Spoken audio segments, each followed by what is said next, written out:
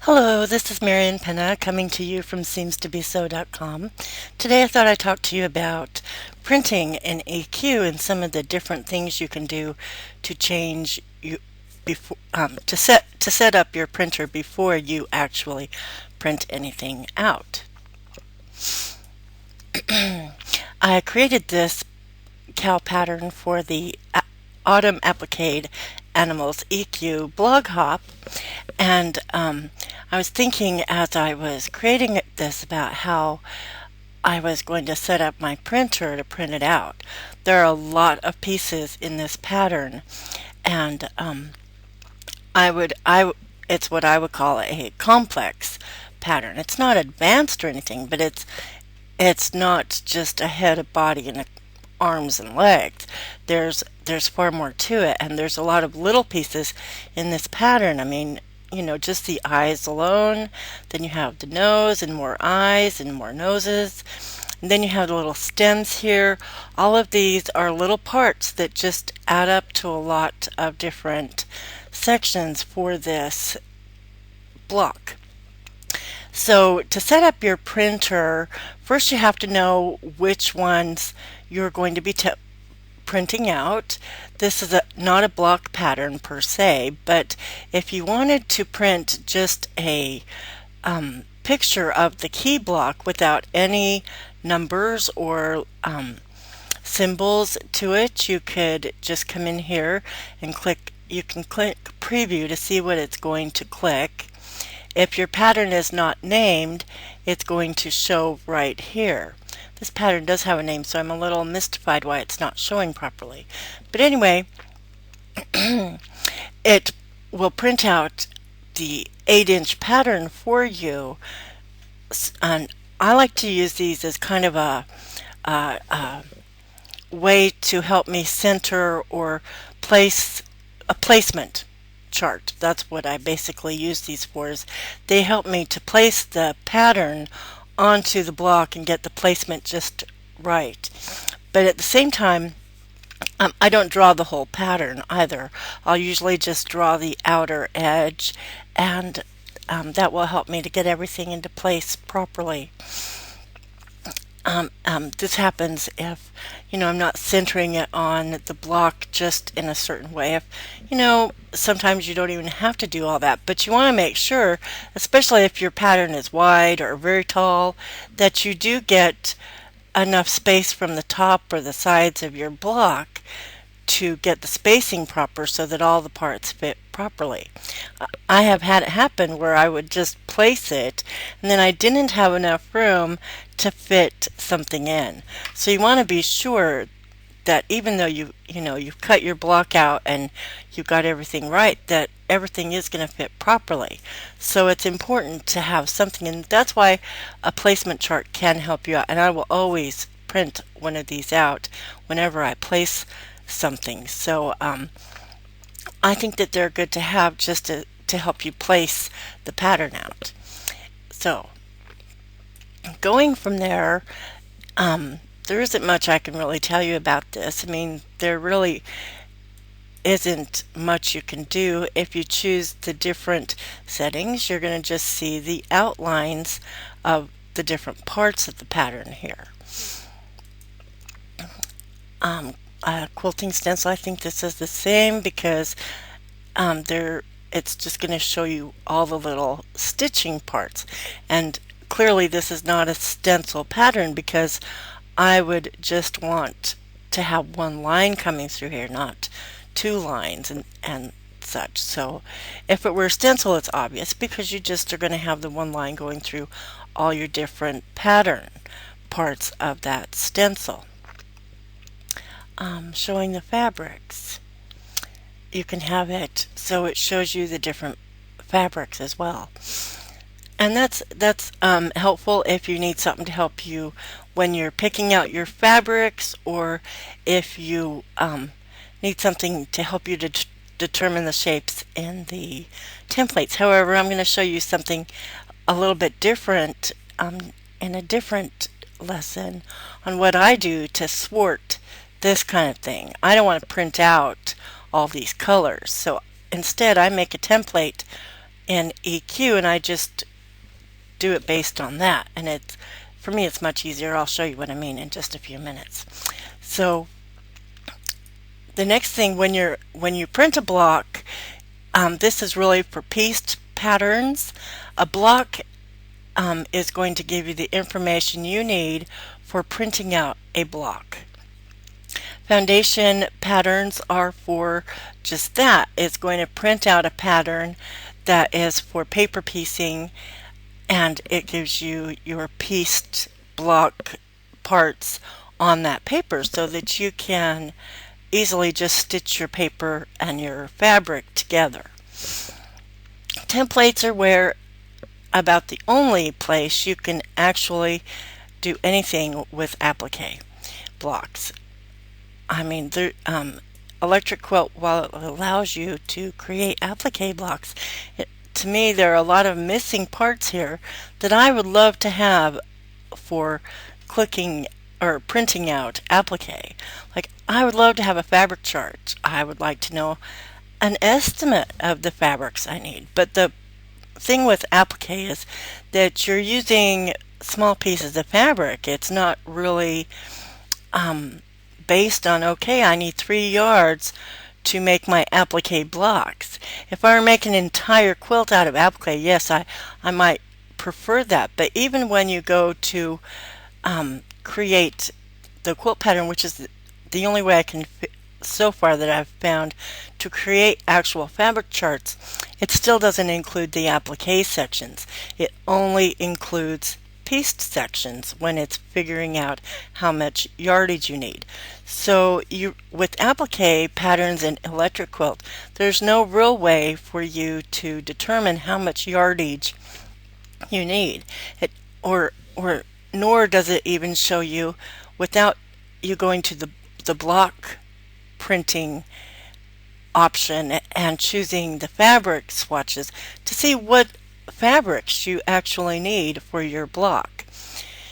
So it's helpful for you to have some kind of a color chart to know what to do when you are picking out your fabrics. I know for me, I keep my fabrics in a totally different room of my house than I do for my sewing area. My sewing area is right with my computer. So when I'm picking out fabrics, I will write down, okay, I need medium pink, I need a dark pink, I need a dark blue, and I'll write them down, and I'll simply go upstairs and try to pick out, having the pattern in my mind of what I need. So what I've done is I've now just started to make an image, and I'll take my laptop upstairs and put the image on that laptop, and then I can open and that helps me out, because at least I can pair things up better. But I shouldn't have to do all that. So I think that it would be nice if they would at least give us even just, like thread charts and embroidery designs. If they gave us just a little box that showed us the fabric color swatches. Anyway, that's getting off the point. That's like on my wish list for EQ8. So anyway, parts of the template. This is where you're going to size your pattern. If you've in Electric Quilt, you're not really sizing until you get to the printout of your pattern. Yes, you do it when you're making your blocks into the quilt, but that's the only other time that you really size your blocks. You might do it when you're piecing, but I don't do many pieced patterns, so I don't know much about the pieced pattern part of Electric Quilt yet. I only ever draw, I really bought it to make applique patterns because that's my love and that's what I like to do. So when you're printing out an applique pattern, it's really important that you be sure you get the size of the block you need. If you need a 6-inch block and you have it set on 12, you need to make sure you change that to a 6-inch block. Otherwise, you're going to print out the template sizes for a 12-inch block. Believe me, It's a huge difference.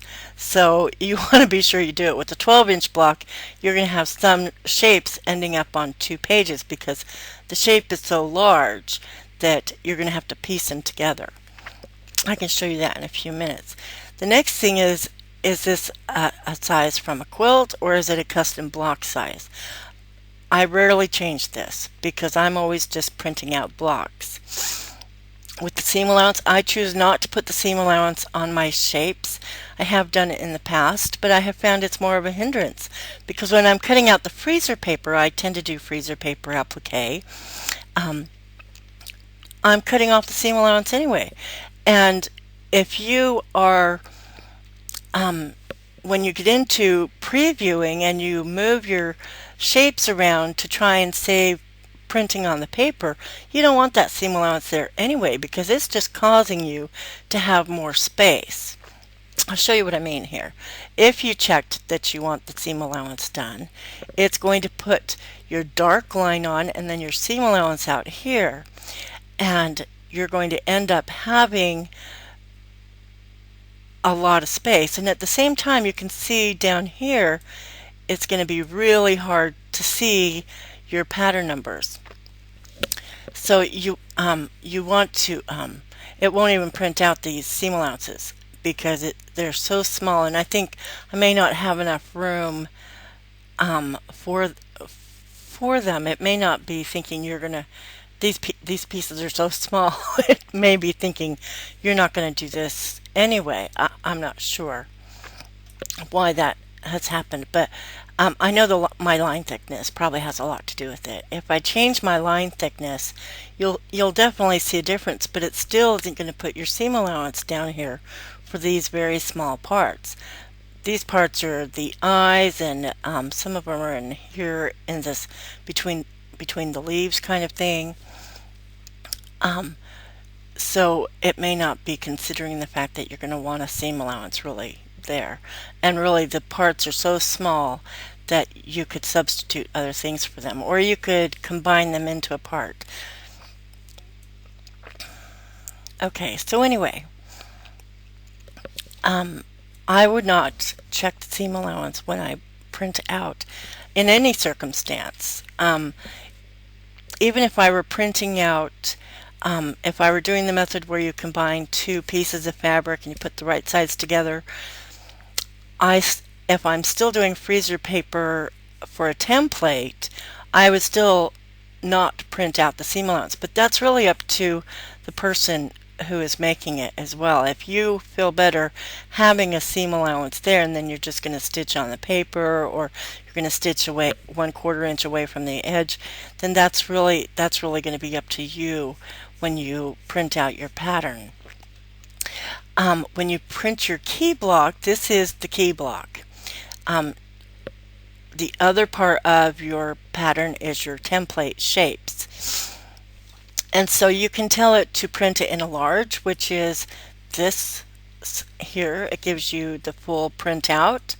If you choose small, it is just a small part, and you can see it makes a difference when you're doing this. The cool thing about this is that you could take and you can move some of these parts. Oh, I forget how I do this now. And move them over here.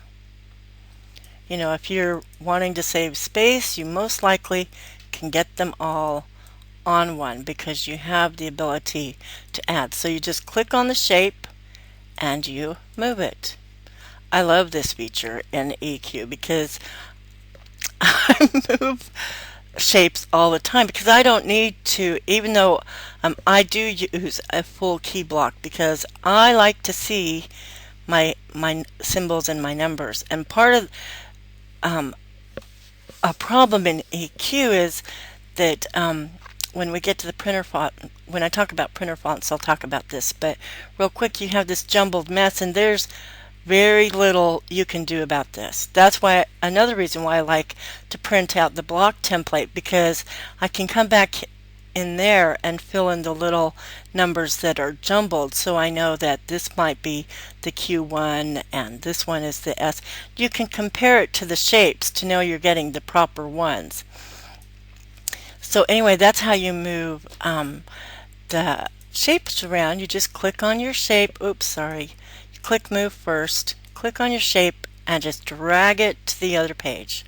It's really simple. You can also rotate it if you want. You don't necessarily have to keep it that way. You can click rotate, click the rotate the shape, and it will do the same. It's not changing the size or anything else about the shape. You just need to know that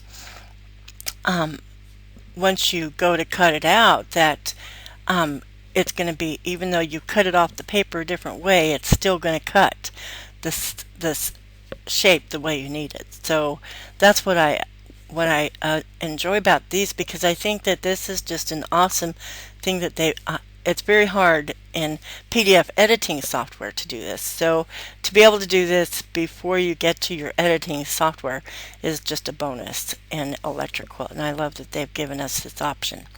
So anyway, I'm going to talk about what happens if you have none. You get no key block. Everything will fit on one page sometimes. And that's because this is a smaller block that this is fitting on the bigger page. So anyway, next is your line thickness. This is the thickness in which the shapes will print out. Right now we have this on the thinnest that it will go, which is this.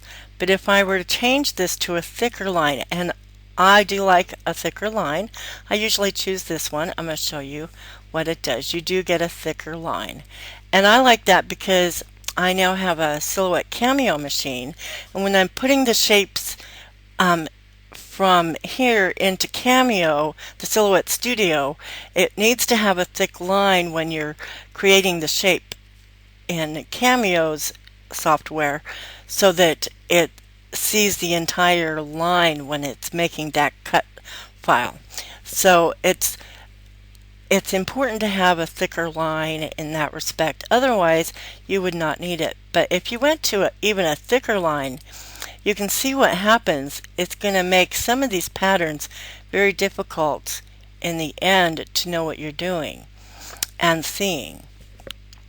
So that's just something to be aware of. You don't really need that big of a thickness, and unless you just can't see.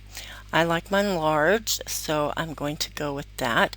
And let's talk about the printer fonts for a minute. The header file is we're choosing our header. I like a large header. Want to be able to see the name of my pattern well. So that's what you see up at the top of the printing preview page. And so I keep mine at this side. The default on all of the choices is Arial's size 12. So go through them each and decide which one you want. The symbol controls, I've moved this down so you can see what happens. It will change the templates to a very small number. I'm actually going to show you how this changes. It's a very small number now. Very hard to see. Well, for me, it's hard to see. Here it makes it a little bit better because you can tell really here that how much easier it is to read. But when you're dealing with a larger font, like I keep mine on 18 actually, and I want my font to be different. I don't think it matters so much on the font unless unless you choose a handwriting font, which you really wouldn't want. But if you go to something really large, now when you look at this is far more jumbled. I mean, you can see that it's going to be really difficult to see in the key pattern all the different parts in these eyes and in this stem and through the leaves here. As well, it does the same thing over here in this eye section, and that happens when you have a bunch of small parts or a lot of parts combined in one area. And over here on your templates, you run into this as well. This is not as hard to fix. This is actually, for me, quite easy, and I will usually leave it be. But I do make my prints larger because I like to know those part numbers. So I fix mine when I go into my editing software so that I do not have to worry about this. Okay, so the symbol controls the key block numbers and the letters. The same with the template shapes. Your number controls this line here, where it says key block 1 and 11/50 times the actual size. I would make this small because I don't even like that. I would remove that from my patterns because what's the point? I mean, I would just say image smaller than block size. That works for me just fine. So I'm actually going to change that to something small. I'll show you how that changed it. Oh, I changed my header. I'm sorry. That's the thing you do have to watch for, is it doesn't remember what change you just made. So you need to remember to make that change. I'm going to make mine small. And you can see it's made this small and it's put my title back to the way it should be. The footer is what shows up down here. And that's helpful because it tells you the block size as well. That's one way you'll know if you forgot to set your block size. If you look down here, it's going to tell you that it's making templates for a 6x6 block.